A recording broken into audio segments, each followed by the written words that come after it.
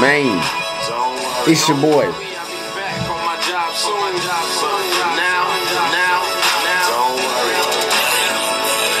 Man, I love that track. I love that track so much, man. I absolutely love that track.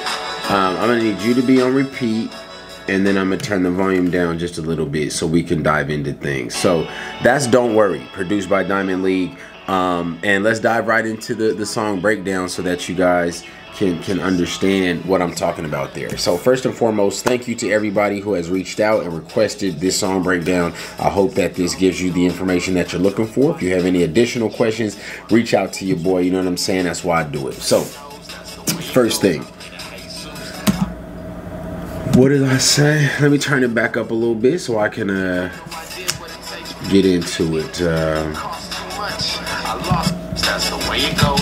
So I make moves, dog world. If I don't fight, I can't choose. So I make moves, paper.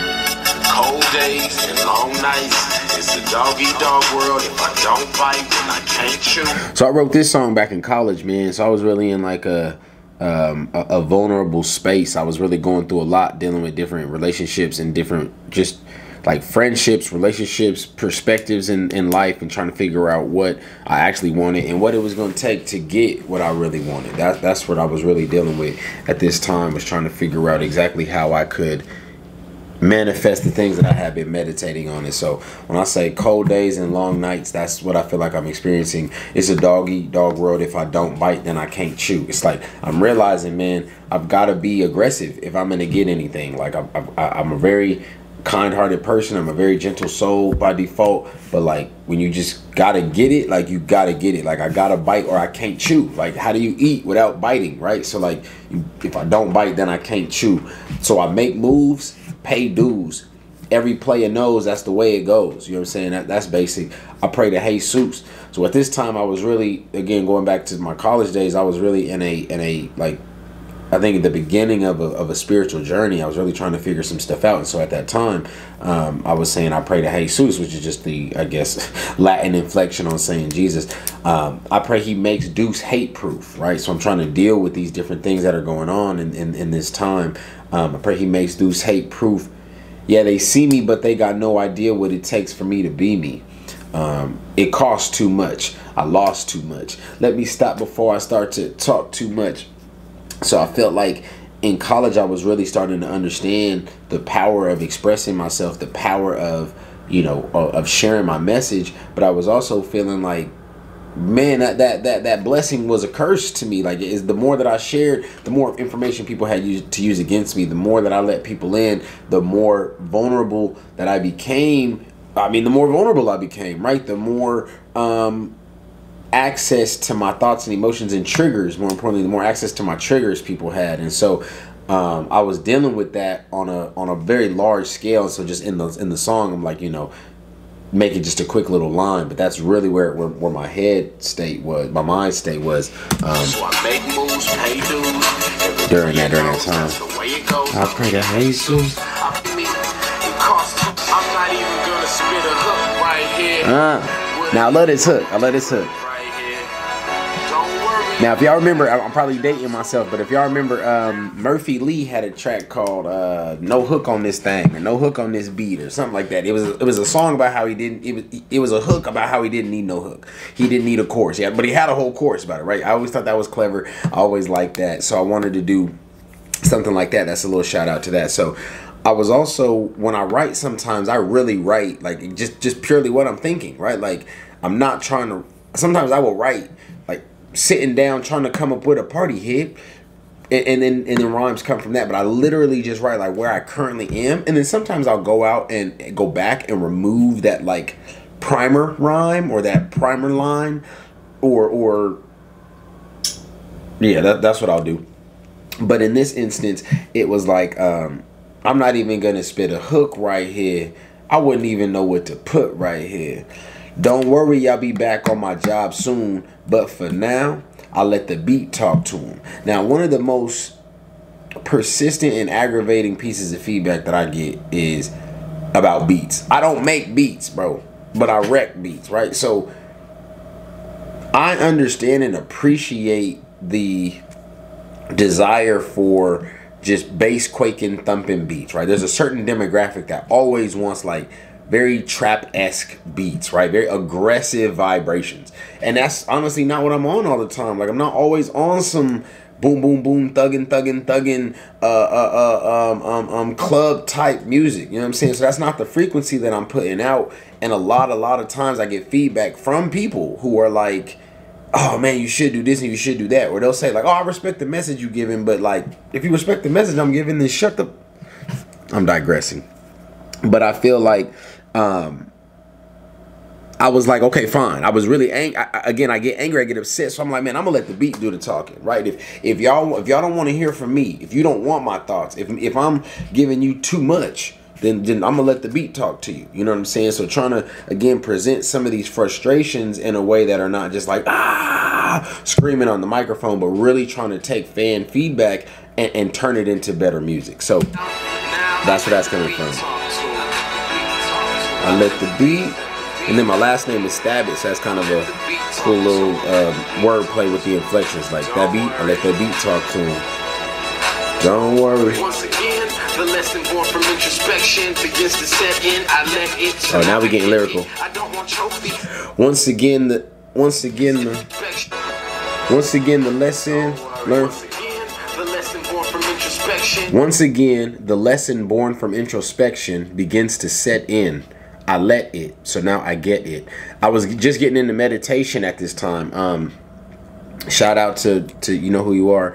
Really got me into meditation and yoga and things like that. So I was starting to really let some life lessons and some things that I had been reflecting on really settle and come to, I guess, like letting some thoughts congeal in my mind into actual new opinions and into new perspectives. So I let it, so now I get it. I don't want trophies if so means my rhymes gotta be full of dimes and dope fiends. And that's kind of what I was just talking about before with the beats and stuff. Like I hear a lot of times where people, they don't necessarily realize it, or I don't know that they're conscious of it, but they're pretty, what I hear is like, bro, why you don't be more just like straight radio? Bro, why you don't spit more negative vibrations, bro? Why you don't make a song for the bitches? Why you don't make a song for the club, bro? And I'm like, damn, why I can't make a song for the library? You know, it's a lot of hustlers going real hard, you know what I'm saying, trying to get them finals done, trying to study their way, you know, through school so they can get these big racks. We trying to get racks just like the rest of y'all. You know what I'm saying? I'm trying to run up a check just like you trying to run up a check. But you know, why do I have to, now that I'm starting to get a platform and now that people are starting to respect me, do I have to regress my message? I have to start getting more bass, more carnal. I'm not with it, right? I'm not necessarily with it. I don't want trophies if so means my rhymes got to be full of dimes and dope fiends. I'm an OG. That's an obvious genius.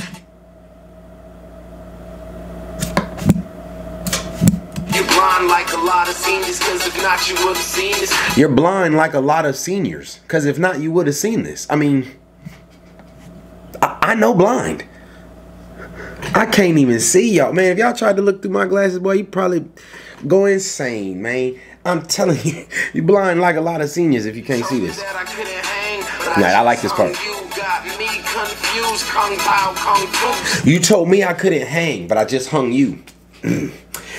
Got me confused, kung pao kung fu. Now that's wordplay. I love wordplay, and every now and then I like to break up the monotony, right? Especially if I'm talking about something heavy. One of my big pieces of feedback I got years ago was that a lot of my music was just like heavy. It's just heavy, man. You're just talking about stuff, and it's heavy. It's good messages, it's good lyrics, but like it's just so heavy every song. So I like to try to mix it up, have a little fun. So when I say, you said that I couldn't hang, but I just hung you. Now, you is the end of that first sentence and the beginning of the next one. So you got me confused, right? Kung pao kung fu. Now that's just wordplay. Like I said, I just enjoy that, and I just wanted to throw that in there and let y'all know that we're still having fun, right? Everybody's having fun. Sly Deuce or Mr. Sylvester James. I feel like two people live inside me every day, myself and who myself wants himself to be. The dusty Bible on my dresser wasn't helping me. Like I said, I was kind of in a spiritual journey during this point, and you know, I had like all kinds of different texts on my dresser, and they weren't doing nothing, just sitting up there, right? Myself, myself. The dusty bobble on my dresser wasn't helping me. I opened it and scoped it. Now there's hope in me. I've been running and I'll keep running like my name's Forrest. Now again, I might be aging myself, but that's a classic. That's a freaking classic. You know about Forrest Gump. I'll keep running like my name's Forrest. I made a name for us. Now the speakers bang for us, and every beat is the main course. So I'm talking about eating beats. I'm talking about Team Outlandish. I'm talking about, you know, this is again back in my college days when Team Outlandish was really just starting to like begin the first like the relationships were just beginning to cement. The vision was just beginning to come into view, and it was really taking off. And so I'm talking about putting us on. Now the speakers bang for us, and every beat is the main chorus. I'm not even gonna spit no hook right here. Wouldn't even know what to put right here. No worry, I'll be back on my job soon. But for now, I let the beat talk to him. And now that you know what the hook means, I'm sure you feeling it. I let the beat talk to him. Now I tell him, don't worry, you know what I'm saying? I'm never gonna give up on this. I'm never gonna let y'all down. Bad things come in threes, I guess awful things come in twos. Second time this week I received life-altering news. Dealing with some stuff. My mind is confused. My ears feel abused. I don't want to hear what you're saying, especially if it's true. You ever felt like that? Like, man, I wish you was lying. I wish, again, this is I'm talking about a breakup. This is, I remember I was dealing with a breakup, and I was not trying to hear what she was talking about, like, at all. My ears feel abused. I don't want to hear what you're saying, especially if it's true. I'm in love with you, but sometimes I feel like I'm just stuck with you. I'm in love with you, but sometimes I feel like I'm just stuck with you. I know y'all feel that. I don't know, seems to be the motto. How do I get through the day if I don't want to see tomorrow? Sleepy Hollow. I don't know seems to be the motto.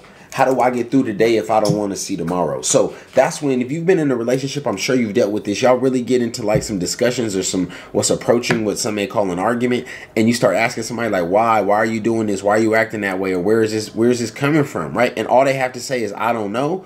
Man, I was dealing with that back when I was writing this song, and that it was like, that's the motto of our relationship. I don't know. Every time something pop off, it's like, well, I don't know why I did that. I don't know why I acted like that. I don't know why I was yelling at you. I don't know why.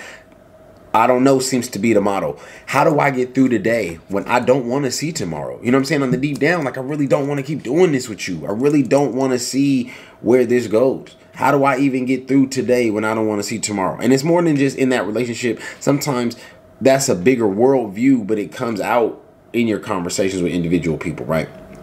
But I'm wide awake. All I can Sleepy Hollow, but I'm wide awake. Now that's about feelings of loneliness, feelings of, you know, again, dealing with wanting to be with somebody, but not really wanting to be with that, wanting to not be lonely, but not necessarily wanting to be with that person, right? So there's some depth in there, man. Apparently I was really going through it in this verse.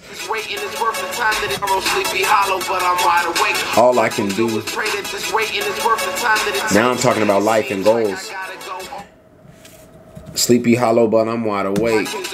All I can do is pray that this wait is worth the time that it takes.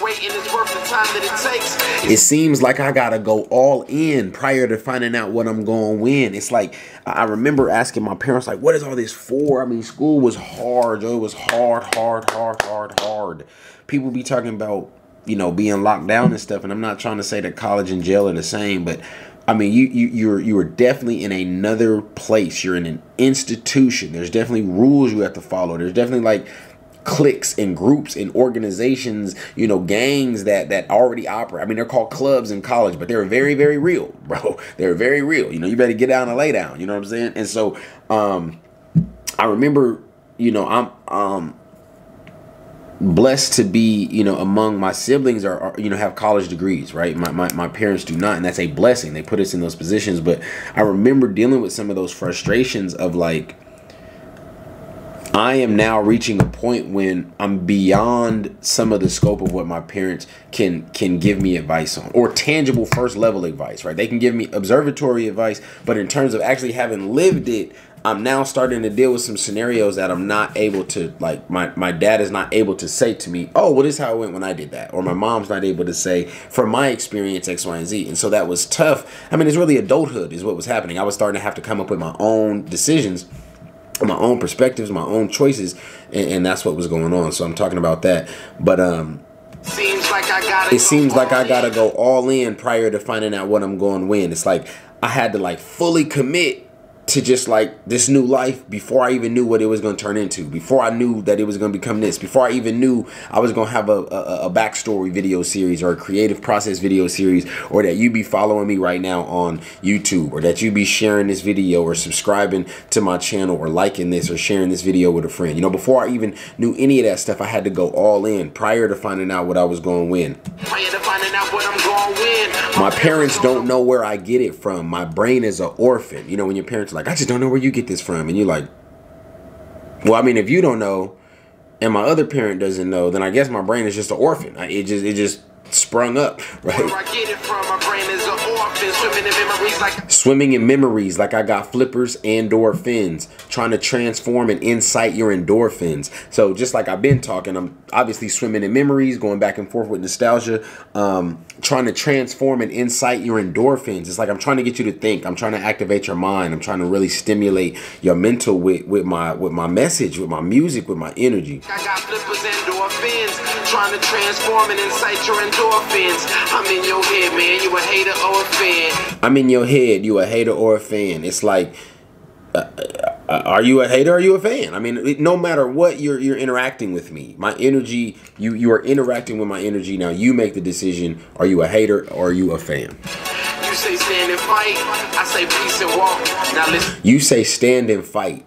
I say peace and walk. Now listen up, because the beat's gonna talk. Going back to, again, the gangs and the energy and stuff like that, the territorial energy in college. There's a lot of cats that wanted to beef for whatever reason. I don't know. They was... Honestly, if I had to guess, I would say that there is an intimidation factor. I feel like I, in the past, struggled with coming across as condescending with my intelligence. And because I'm from the block, just like y'all from the block. Or some of y'all from the block, right? So when you would have your J's and you would flex on cats, that's how I be feeling with new words. When I, you know what I'm saying? When I be like, I'm a sapiosexual, nigga. That's how y'all feel when you put on a Gucci belt or something like that. That's how I feel about multisyllabic words. Just so you know, that's where the energy is coming from. Like, you gotta flex with what you got, bruh. And so I remember that energy a lot. Folks would want to like beef, and I remember like always taking the cool route. I'm not here to beef with you because, again, I got visions. I got real plans. I got to attract beef. Maybe I'll break that song down sooner than later. But I got to attract beef, where I say I get paid to talk on the beats. You know what I'm saying? I don't get paid to punch you in the street. Like, and I really tried to keep that energy. Like, I got a brand to build towards. I can't be beefing with you. So you say stand and fight. I say peace and walk. Now listen up, because the beat's going to talk. And then the hook comes back in. I think the beat plays out a couple more times. Yep. Man, I just love that beat though.